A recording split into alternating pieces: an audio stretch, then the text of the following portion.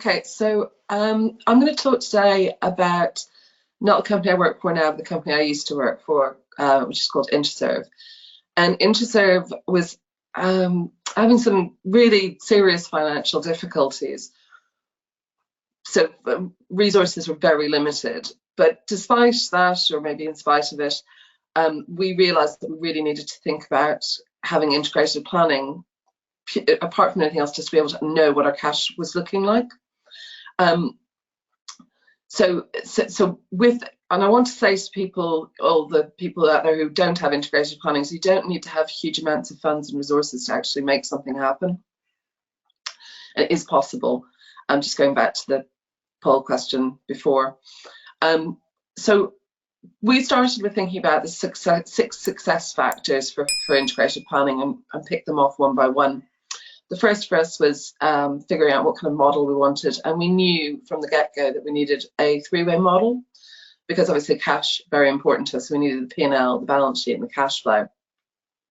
And then we worked through to the next stage, which is thinking about the key drivers in our business.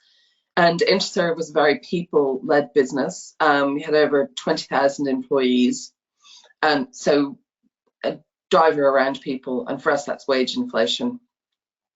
So we had to think of that from 2 points of view. So not just our internal planning around what resources we'd like, but also legislation changes around minimum wage, government guidance around living wage, and how we could bring that into our model.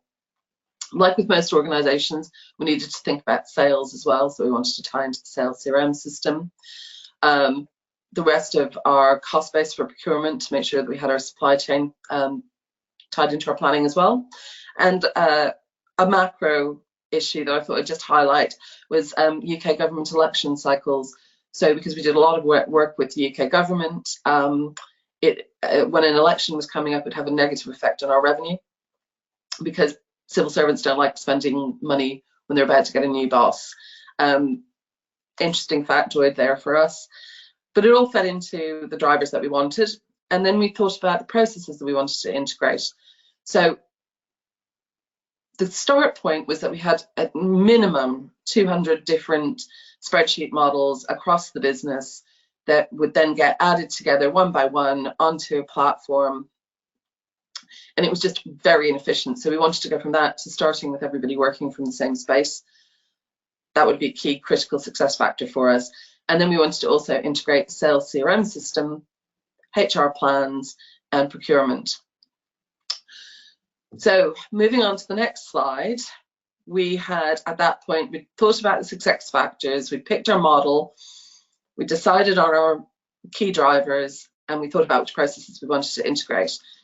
And we looked at all of that and realized that we were going to be bringing some really disruptive change into the business. Good change, but still disruptive. So as I mentioned before, when we were looking at the question from Yana, we had to think about how we were going to manage that change and how we were going to make sure that we brought all of our key stakeholders along with us. And we very quickly realized that we needed different messages for each of the stakeholder groups.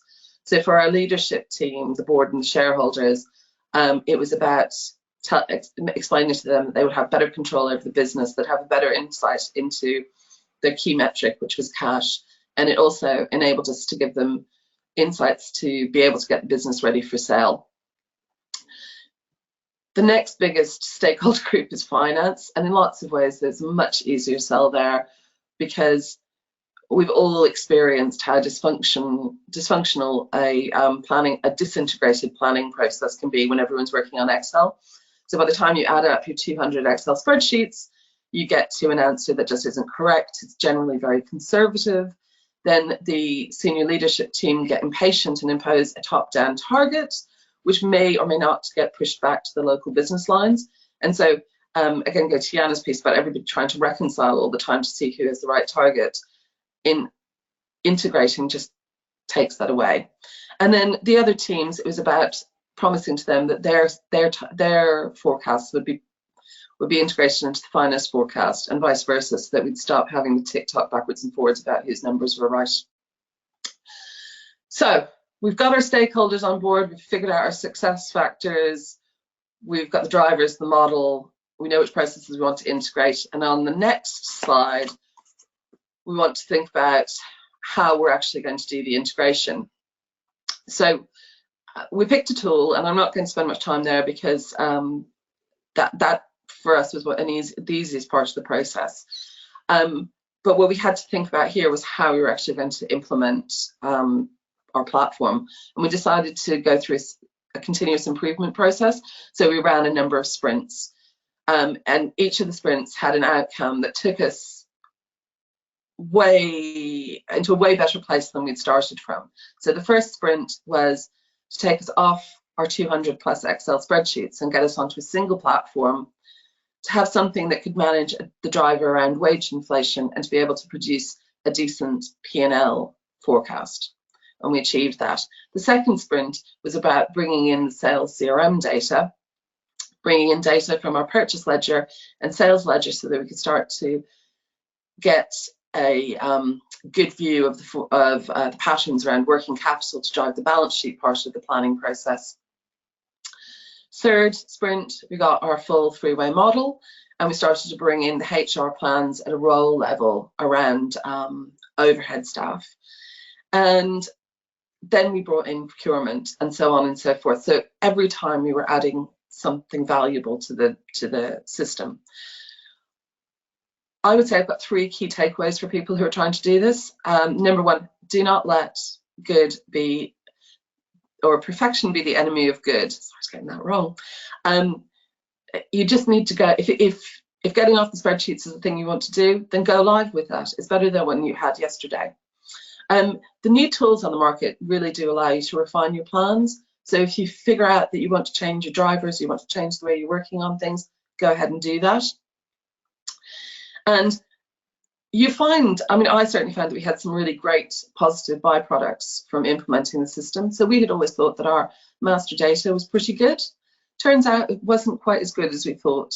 And the integrated planning really brought that to light, but it also drove us to actually fix it, and it made the MDM process better overall. And then the same thing with our sales CRM system. We'd always thought it was excellent, but actually what we found out is it wasn't, because it wasn't trusted by some of the other teams, it wasn't getting used properly. So by integrating it, it really drove us to actually improve the data in the CRM system,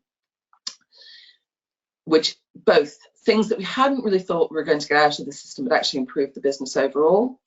And then that leads us on nicely to my next slide, which is about celebrating the good things that come out of the system.